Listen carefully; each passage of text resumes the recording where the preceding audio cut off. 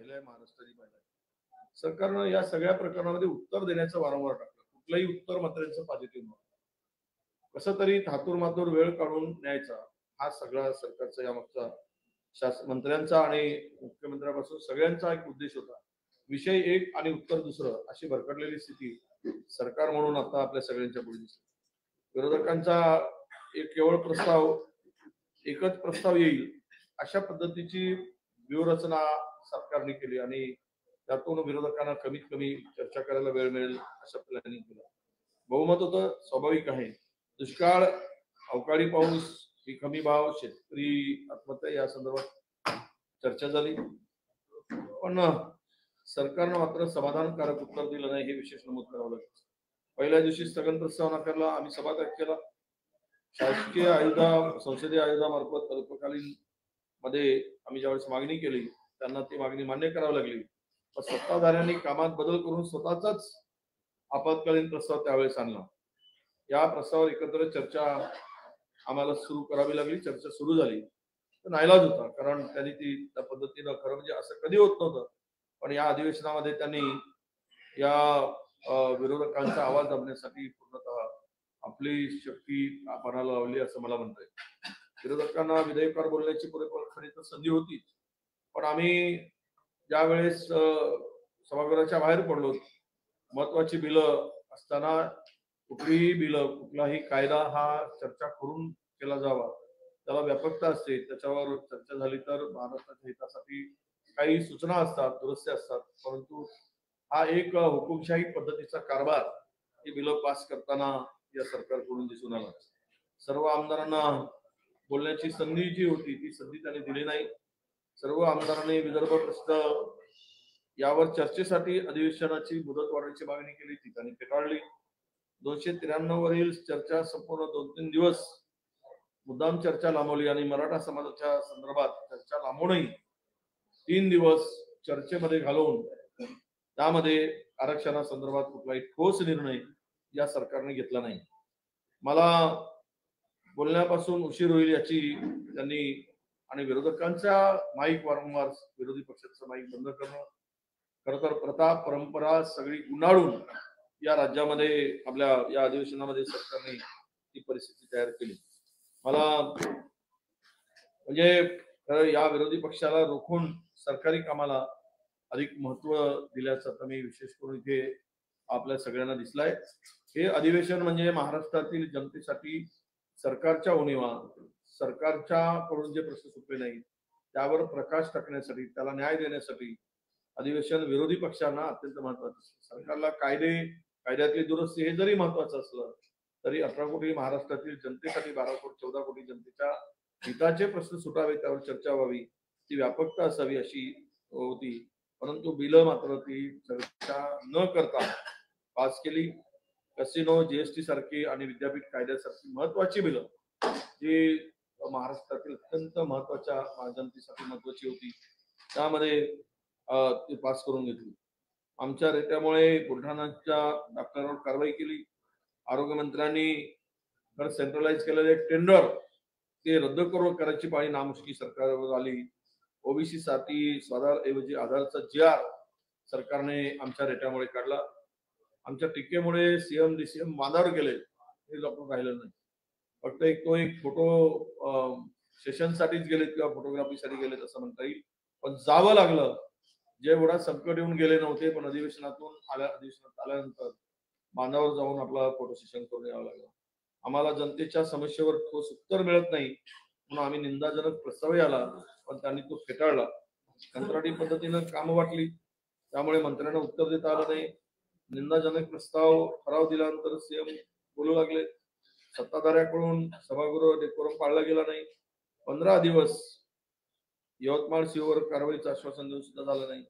पायऱ्यावरील आंदोलनाची दखल सगळ्या महाराष्ट्राने घेतलीच, पण विदर्भातील प्रश्न, शेतकऱ्याबद्दल अनास्था, ऊर्जा घोटाळा, टीडीआर घोटाळा, आरोग्य आणि मुंबई मनपातील काही विषय, दलित आदिवासीवर अन्याय, मुस्लिमांवर झालेला अल्पसंख्याकांवर अन्याय, ड्रग्ज प्रकरण, युवकाच्या बेरोजगारीचा प्रश्न, अशा अनेक प्रश्नामध्ये कोंडीत पकडण्याचा काम आम्ही आमच्या पद्धतीने केला.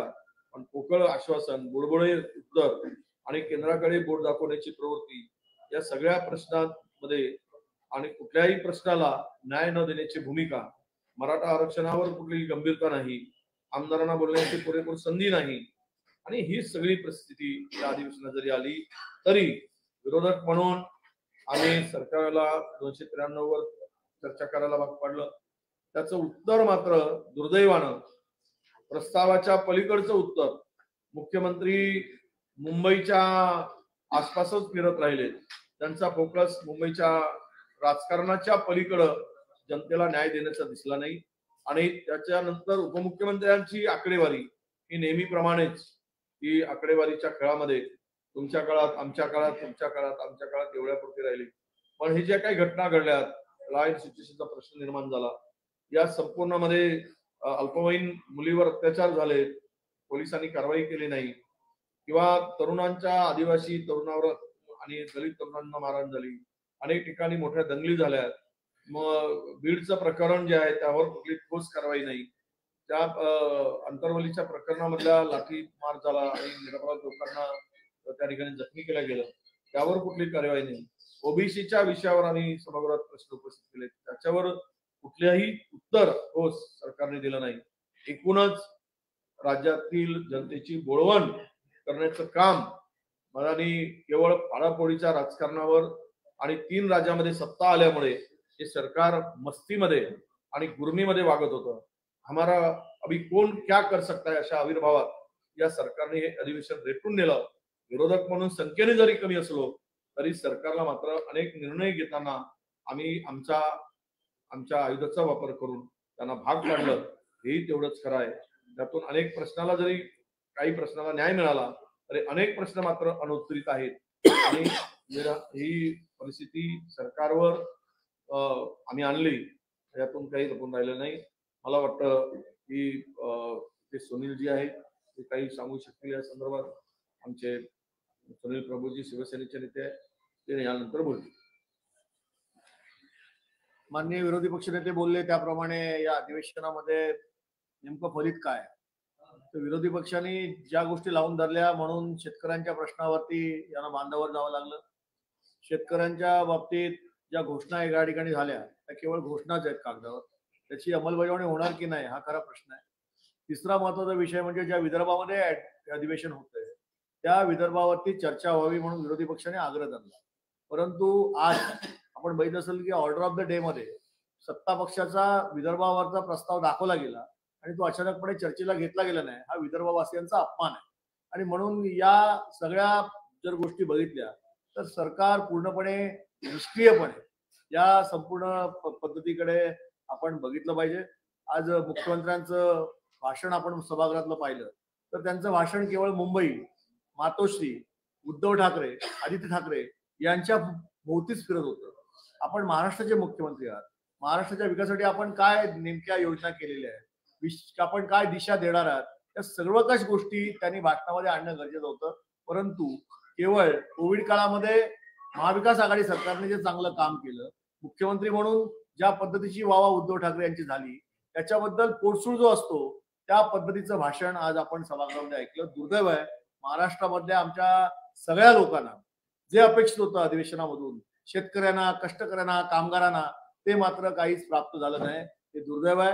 एवढे करोडो रुपये खर्च करून विदर्भात अधिवेशन होतंय आणि विदर्भवासियांची थट्टा केली गेली. आणि त्याचबरोबर या अधिवेशनामध्ये विरोधी पक्षाने ज्या गोष्टी लावून धरल्या त्याच्या व्यतिरिक्त सरकारकडून या महाराष्ट्र जनतेला काहीच मिळालं नाही. हेच या अधिवेशनाचं फलित आहे असं मला वाटतं. त्याच्यामध्ये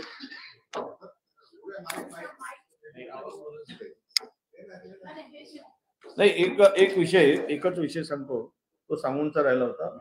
293 मध्ये आम्ही प्रस्ताव आमचा होता 293चा, त्यामध्ये विदर्भ हा विषय होता. विदर्भातील संत्र्यांचा प्रश्न होता, धानाचा प्रश्न होता, विदर्भातील कोळसावर आधारित उद्योगाचा प्रश्न होता, मिहानमध्ये आता जे उद्योगाची अनास्था होती, विदर्भातल्या एकूण अनुशेषावर चर्चा करावी. हा त्यामध्ये अनुशेष विदर्भातील वैधानिक विकास मंडळ विदर्भ आणि मराठवाडा ही सर्व विषय 293 होते. त्याला त्यांनी स्पर्श सुद्धा केला नाही आणि विदर्भाच्या जनतेच्या तोंडाला पानं पुसण्याचं काम केलं. उलटा चोर कोतवाल को दाटे या उक्तीप्रमाणे जो प्रस्ताव होता ऑर्डर ऑफ डे मध्ये त्यामध्ये मात्र त्यांनी त्या चर्चालाच घेतला नाही, विदर्भाच्या प्रस्तावावर चर्चाच केली नाही आणि उलट आमच्याकडे दोष दाखवला. आम्ही म्हटलं की सत्ताधाऱ्याचा प्रस्ताव आहे आणि आमचा म्हणून आम्ही अंतिम आठवडा वेगळा विषय दिला. हे असताना सुद्धा बोट मात्र आमच्याकडे दाखवलं आणि विदर्भावरची चर्चा टाळली. हे पाप पहिल्यांदा सत्ताधाऱ्यांनी केलं, हे ते नमूद करतोय. आज 293 अन्वय विदर्भावर चर्चा होती आणि नागपूरमध्ये अधिवेशन होत आहे. त्याच्यामुळे विदर्भावर सविस्तर सर्व सदस्यांना बोलू द्यायला पाहिजे होतं. पण दुर्दैवाची गोष्ट आहे की विदर्भाच्या प्रश्नावर आम्हाला नागपूरमध्ये अधिवेशन होऊन विदर्भात अधिवेशन होऊन बोलू दिलं नाही. विदर्भामध्ये अनेक प्रश्न आहेत, शेतकऱ्यांचे प्रश्न आहे, कापसाच्या बाबतीत काही निर्णय त्यांनी दिला नाही. कापसाच्या बाबतीत कापसाच्या भावाचा प्रश्न आहे, सोयाबीनच्या भावाचा प्रश्न आहे. जे धानाचं पॅकेज जाहीर केलं त्याच्या पहिले आमच्या सरकारने जे पॅकेज जाहीर केलं होतं 700 रुपये प्रति क्विंटल, तुम्ही जर त्याचा हिशोब काढला तर हे आता जे त्यांनी पॅकेज जाहीर केलं ते आम्ही 700 रुपये प्रति क्विंटलच्या भावांचं एक पॅकेज जे दिलं होतं त्याच्यापेक्षा कमी आहे. त्या गोंदिया भंडाराच्या शेतकऱ्याची गडचुली शेतकऱ्याची मागणी आहे की आम्हाला जे आमच्या सरकारने जे पॅकेज दिलं होतं त्या पद्धतीनं पॅकेज द्या, कारण की या पॅकेजमध्ये धान उत्पादक शेतकऱ्यांचा तोटा आहे.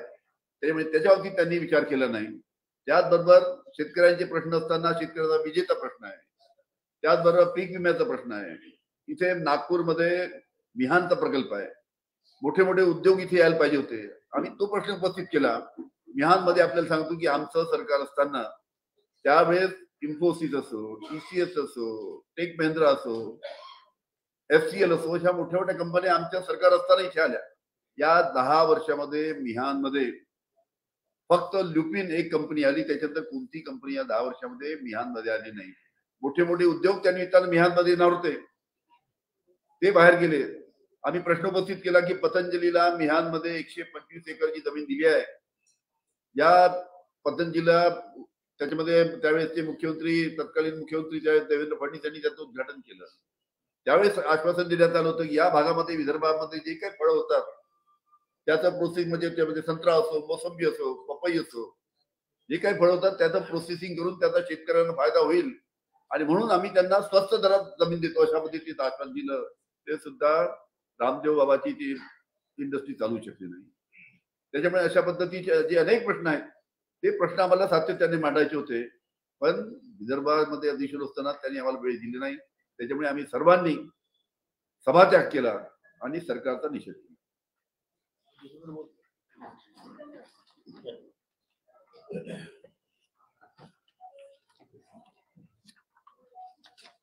या अधिवेशनाचं फलित काय असं जर कोणी मला विचारलं तर मी सांगेन 0. या सरकारकडनं विदर्भवासियांसाठी काहीच देण्यात आलं नाही. जेव्हा संयुक्त महाराष्ट्र झाला तेव्हा नागपूरला उपराजधानीचा दर्जा देण्यात आला आणि एक अधिवेशन नागपूरला होईल असं घोषित करण्यात आलं. त्याच्या मागची ऐतिहासिक भूमिका ही होती की जेव्हा नागपूरला अधिवेशन होईल तेव्हा विदर्भवासियांची चर्चा होईल आणि विदर्भाला काहीतरी सरकारतर्फे दिलं जाईल. पण असा कुठलाही स्पेशल प्रोजेक्ट किंवा कुठलीही स्पेशल इकॉनॉमिक हेल्प या सरकारने विदर्भवासियांना दिली नाही. विदर्भवासियांनी ह्याची नोंद घेतली. ज्या पुरवणी मागण्या मांडल्या गेल्या,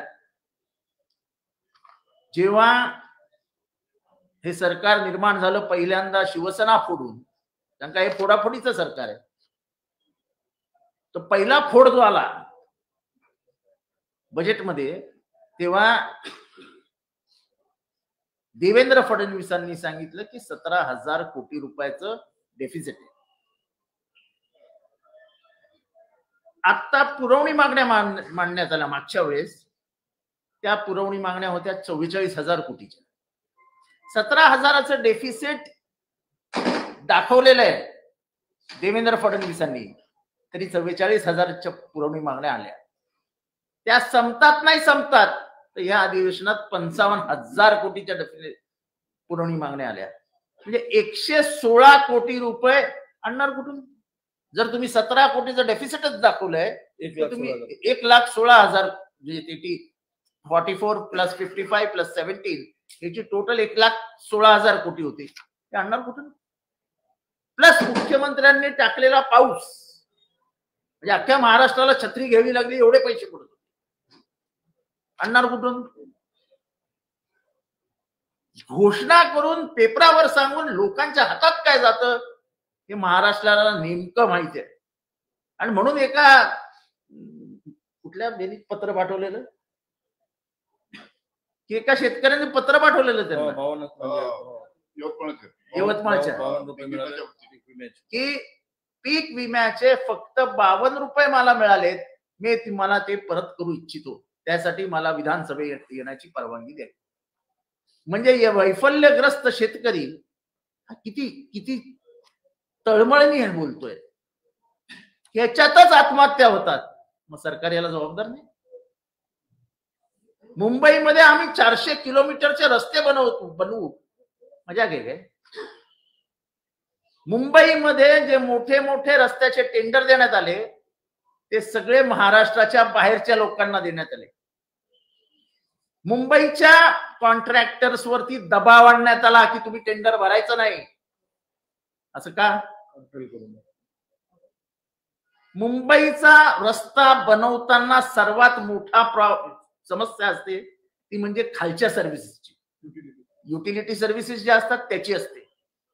मुंबईच्या कॉन्ट्रॅक्टर्सना परफेक्ट माहिती आहे की युटिलिटी कुठनं गेली आहे, ती कशी बाजूला केली पाहिजे, रस्ते कसे बनवले पाहिजेत. बाहेरच्या आलेल्या कॉन्ट्रॅक्टरला काहीही माहिती नव्हतं.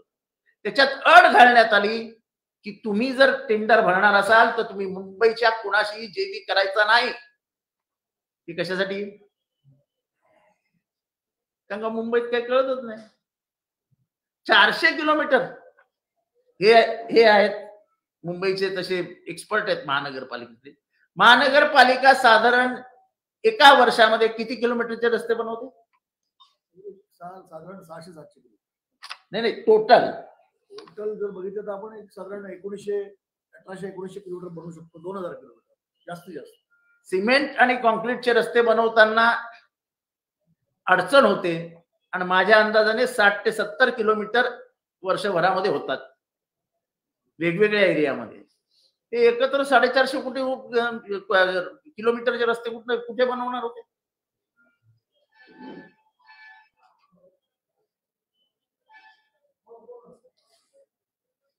समृद्धी महामार्ग हा ज्या प्रकाराने बनवला गेलाय त्याच्या ऍक्सिडेंटवर कोणीच बोलत नाही, कारण का तो रस्ता बंपी आहे.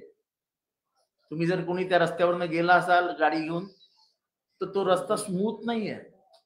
गाडी तुमची जंप होत राहते आणि जंप होत असतानाच ती सटकते आणि ऍक्सिडेंट.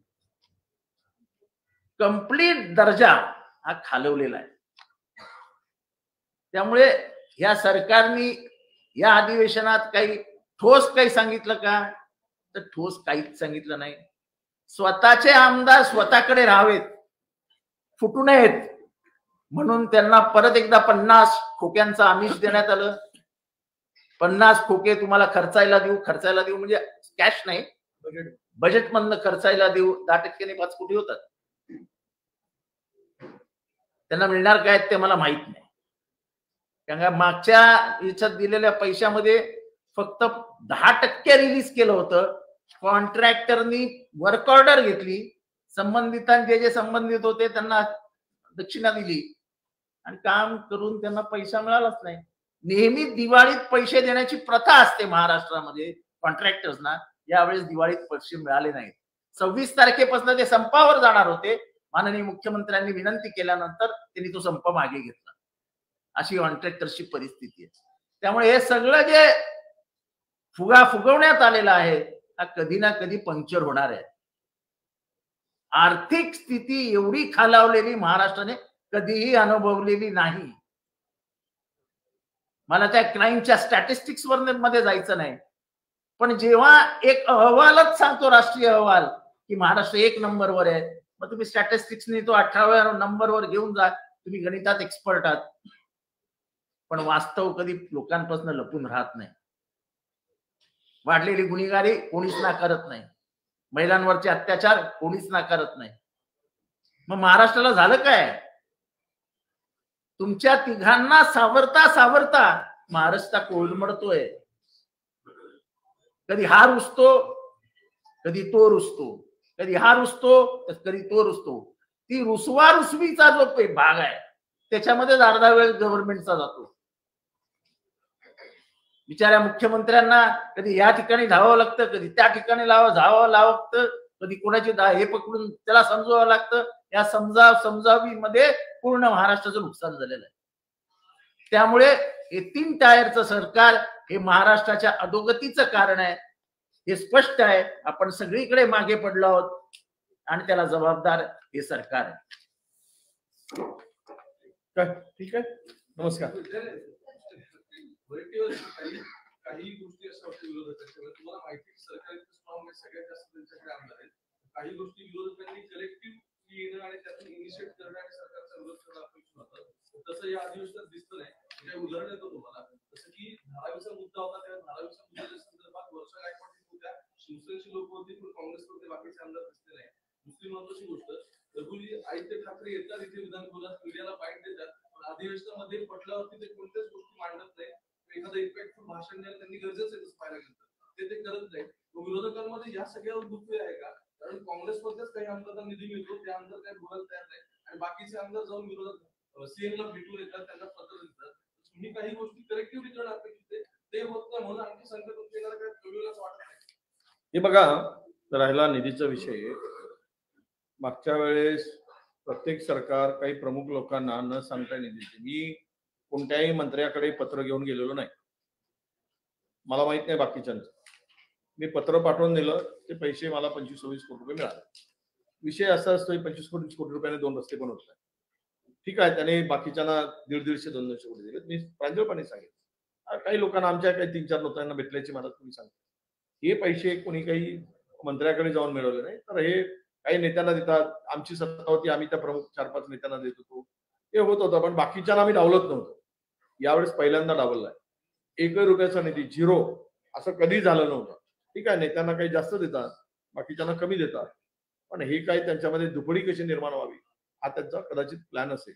पहिला राहायला कलेक्टिव्हली जायला पाहिजे, आय एग्री. कारण आमच्याकडे आता 28 तारखेला आमचे काँग्रेसचा फाउंडेशन डे आम्हाला नागपुरात साजरा करायचा. त्याच्या बैठका आमच्या वारंवार, वेळ कमी आहे आमच्याकडे, आजचे 20-8 दिवसात ते आमचे वेणुगोपालजी आले, त्या दिवशी आमचा 1 दिवस पूर्ण गेला. 1 दिवस आमचा बहिष्कारात गेला. पहिल्या दिवशीचा कार्यक्रम आमचा, आपल्या माहिती सगळ्यांनी पाहिलं की पहिल्या दिवशी त्या ठिकाणी आपण शोकप्रस्ताव आणि लेईंचाच विषय असतो. दुसऱ्या दिवशी अर्धे आमदार गावाकडे गेलेत, सत्ताधारीचे गेलेत, आपलीच नाही, प्रायव्हेट. ही प्लॅनिंग केली की पहिले 2 दिवस, मला 5 दिवस, शेवटचे 3 दिवस, म्हणजे आमदारांची उपस्थिती आज एव्हरेज मध्ये 64% होती. ही सर्वात निचांक आहे उपस्थितीचा, आणि हेच त्यांना अभिप्रेत होतं सरकारला. ते त्यामध्ये सफल झाले असं म्हणता येईल. आम्ही संख्येने कमी आहोत, त्यात काही वाद नाहीच, जे दिसत आहे ते आहे.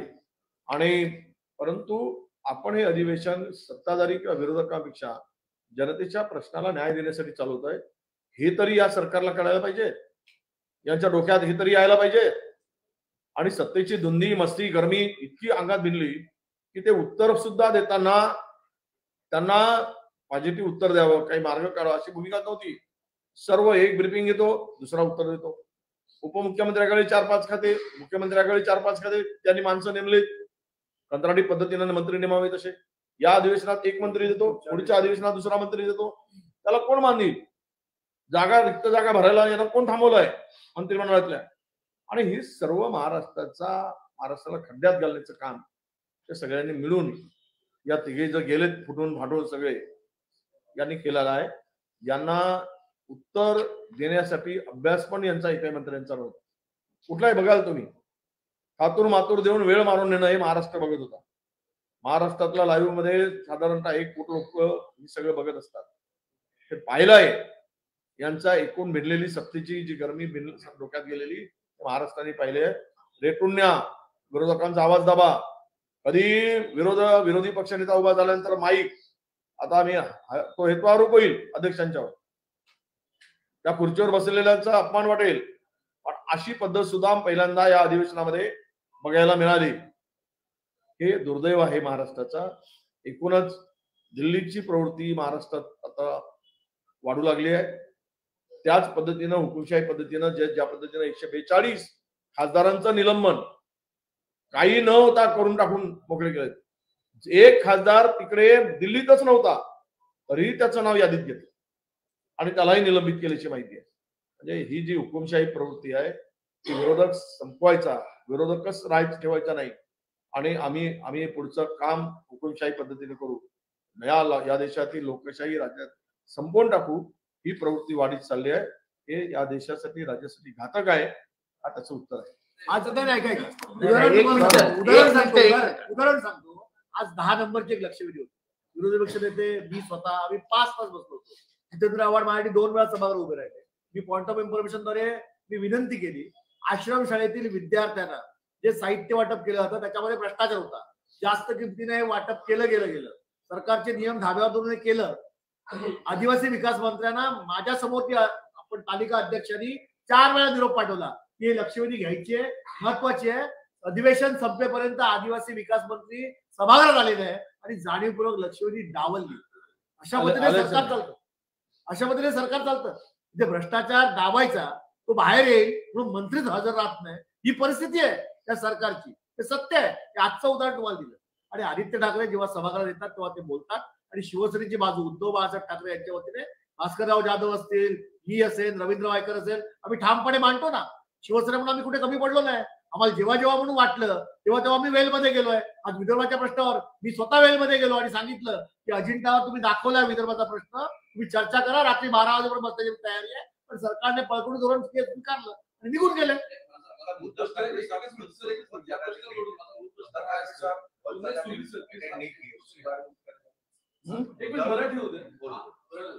माझा मूळ प्रश्न हा आहे की मावळे तलवारी काढून तयार आहेत, पण सेनापती बोलत का नाही त्या सगळ्या बाबतीत? तुम्ही म्हणते की आयटी टाकली बाजू म्हणतात. सेनापतीपेक्षा मावळे लढाई लढतात आणि लढायला समर्थ आहोत.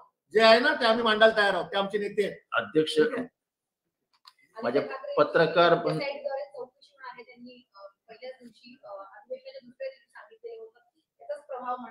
ते सरकार जे आहे ना ते उद्धव ठाकरे आणि आदित्य ठाकरे यांना टार्गेट करून महाराष्ट्रातील मूळ प्रश्न जे आहेत ते बाजूला नेण्यासाठी प्रयत्न करते आणि म्हणून पहिल्यापेक्षा मुद्दा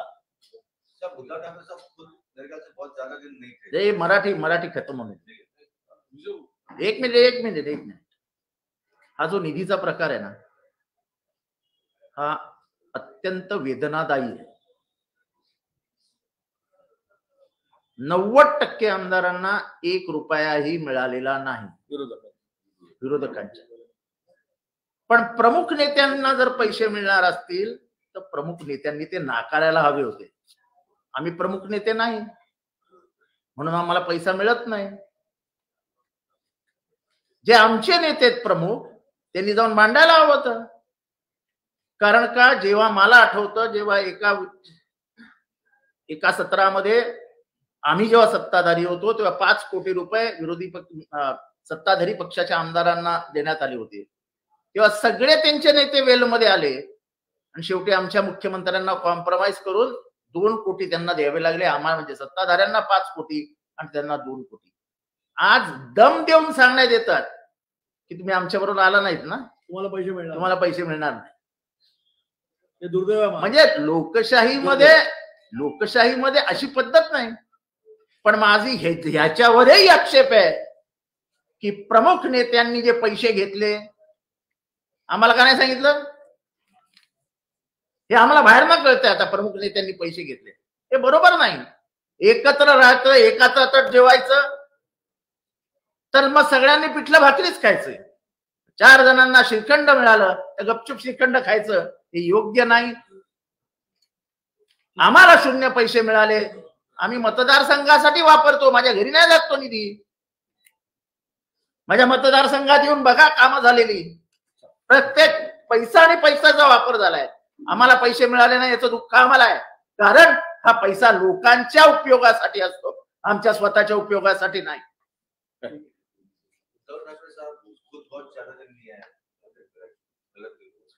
नहीं, ऐसे है कि माननीय उद्धव जी ठाकरे ये महाराष्ट्र के माजी मुख्यमंत्री रह चुके हैं और वो जब ये अधिवेशन में आना होता है तब आते हैं, उनका जो भी कुछ कहना होता है वो कहते हैं और हमारे जो विधायक है वो हमारी जो जो शिवसेना की नीति होती है उसको सभागृह में रहने की सब कोशिश करते हैं। चलो ठीक है। सभागृह में और आजकल वो राष्ट्रीय स्तर पे काम कर रहे हैं।